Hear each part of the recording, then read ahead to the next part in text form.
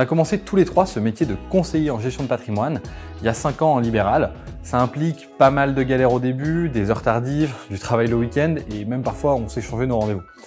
Au début, c'est vrai que c'était un peu compliqué pour tous les trois, mais c'était une période très stimulante où on s'entraidait pas mal en se donnant des conseils et puis des idées pour réussir. Ça nous a permis de nous forger et puis de maîtriser tous les aspects de notre métier.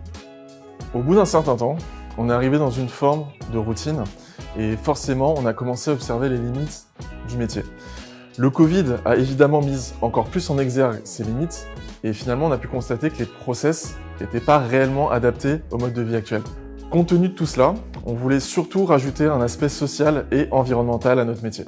Et donc, c'est pour ça qu'on a créé Oiko. Le but est que le client ait accès librement aux informations, qu'il puisse réaliser des simulations en ligne sans avoir à donner ses coordonnées et donc s'informer en toute liberté et sans contrainte. Le fait de tout laisser en accès libre, ça nous permet de gagner du temps, de mieux connaître nos clients et donc de mieux les conseiller sur leur placement. Comme le disait William, un autre aspect qui était pour nous primordial, c'était de privilégier les investissements à impact et redistribuer directement une partie de nos bénéfices à des associations afin d'avoir une influence réelle sur la société.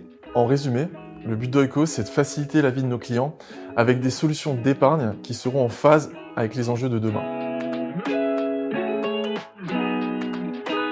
L'autre particularité d'Oiko, c'est d'avoir un suivi personnalisé pour les clients qui nous le demandent. On va surtout s'adresser ici aux chefs d'entreprise, aux professions libérales ou aux cadres dirigeants qui ont des besoins spécifiques. Là, on va prendre du temps avec les personnes, connaître leur famille, leurs amis et même leurs passions. Dans la plupart des cas, ça va assez vite parce que c'est souvent des gens qui n'ont pas le temps. Donc on va directement chez eux pour un premier rendez-vous. Ça permet de briser la glace et de leur faire comprendre qu'on est là pour eux avant tout. À la fin, l'objectif, c'est qu'on fasse partie intégrante de leur vie et qu'au moins de sujets, ils pensent à nous appeler. C'est d'ailleurs ce qui est le plus agréable dans ce métier et un des aspects qui nous passionne le plus tous les trois, c'est de voir l'évolution des situations de nos clients et les accompagner sur tous les aspects et étapes de leur vie patrimoniale. Même si ça peut paraître un peu idyllique, on se rend compte avec les années que nos clients ont des problématiques, ils sont exigeants et qu'on n'a pas le droit à l'erreur.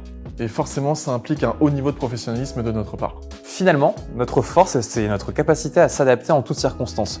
Que ce soit face à une pandémie ou bien face à des clients qui ont une situation qui leur est propre et qui ont donc besoin d'une personne de confiance.